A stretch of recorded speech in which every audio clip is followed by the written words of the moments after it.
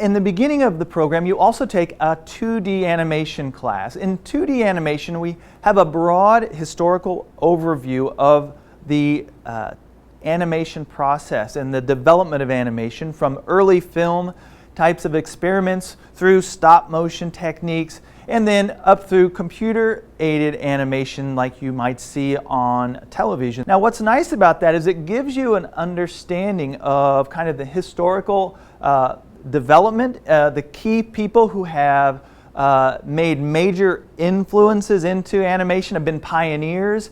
It also gives you a perspective of design and style and application of animations in so many different ways. It's not about making cartoons necessarily, but there's lots of ways to communicate, lots of ways to express ideas.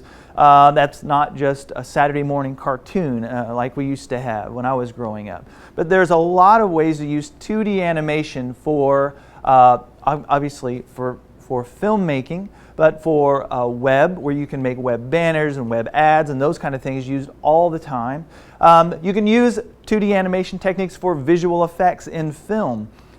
We use 2D animation to develop characters, like rigged characters in that you would see in animation like you would these days as well. So with that, you have a very interesting and broad array. You also get a chance to do your own animation, traditional line animation, frame by frame animation. Then you get to do digital imagery where you're using stop motion, where you're actually taking a digital camera, your tripod, and you're moving things and having them interact with one another or people. And you get an understanding of how that works, how you create movement and motion over time.